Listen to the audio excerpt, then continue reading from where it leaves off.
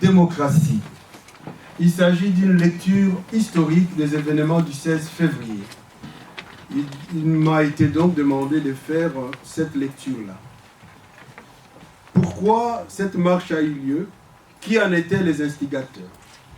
En effet, comme tout le monde le sait, elle avait pour raison la revendication de la réouverture de la conférence nationale souveraine qui avait laborieusement débuté au mois d'août de 1991 et avait réussi à se doter de son bureau provisoire le 24 décembre 1991 et fut brusquement suspendu par le gouvernement dirigé par M. Ngouz Karl Bond, dont M. Mwanda a été ministre de la Défense, dont M. Mwanda a été ministre de la Défense, dont M.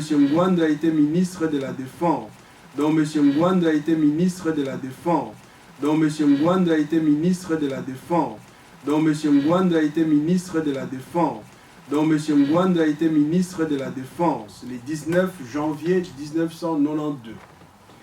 C'est cet appel qui sera accueilli très favorablement par le peuple à travers toute l'étendue de la République. On avait ainsi marché à Kinshasa, Matadi, Kikwit, Idiofa, Kananga, Mbujimai, Kisangani, Goma et Bukavu, pas Lubumbashi. Parce que le Premier ministre était Ngouz, qui en fait avait une mainmise sur Lubumbashi. Ces marches se sont déroulées sans problème à Matadi, Kikwit, Idiofa et Kananga. Elles se sont heurtées à une réaction mesurée à Goma et à Bukavu. Elles ont par contre été réprimées avec brutalité à Kisangani et à Mbujimai et surtout à Kinshasa avec mort d'hommes. Le peuple avait bravé la peur et continué à marcher, à chanter. Les victimes tombées du côté est de la capitale étaient amenées à l'hôpital Saint-Joseph et ceux du centre étaient regroupés dans l'église Saint-Joseph de Matongé. En témoigne le père de Saint-Moulin. Tous les morts étaient touchés par balles au visage ou à la poitrine et saignaient abondamment. Plusieurs visages étaient horribles à voir. Un drap était mis sur certains. Il y avait parmi les victimes un enfant de 5 à 6 ans et un autre de 12 à 15 ans. Ces corps étaient pris de force par les commissaires de zone de Kalamou, accompagnés de militaires de la DSP déguisés en Croix-Rouge. Bien heureusement, plusieurs ont été identifiés et les noms ont été déjà déposés sur chacun de ces morts, si bien qu'on ne pouvait plus le faire disparaître.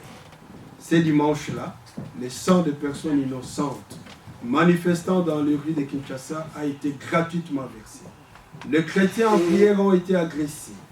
Une église profanée par ceux-là même qui sont chargés non seulement d'assurer la sécurité des personnes et de leurs biens, mais également de veiller au respect des droits et libertés des citoyens d'une société démocratique.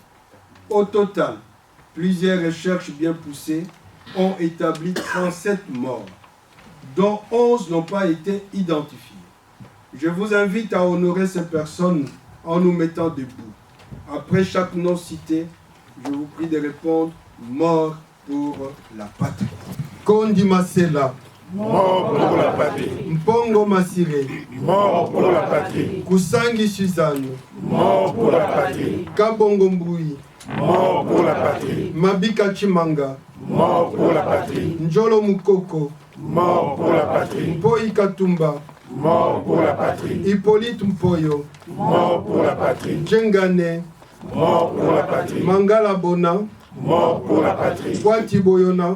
Mort pour la patrie. Minamati. Mort pour la patrie. Malaba Vincent. Mort pour la patrie. Crispin Abelaïn. Mort pour la patrie. Ngoma François. Mort pour la patrie. Kienga Tevo. Mort pour la patrie. Dinanga. Mort pour la patrie. Mutanda. Mort pour la patrie. Songadio. Mort pour la patrie. Mufundu Mokodi. Mort pour la patrie. Daniel Ouatabou. Mort pour la patrie. Lusango. Mort pour la patrie. Johnny Pembo. Mort pour la patrie. Kabeya Mulumba. Mort pour la patrie. Yeyenga Kwete. Mort pour la patrie. Mupondo Pindi. Mort pour la Et patrie. pour les 11 non identifiés. Mort pour la patrie.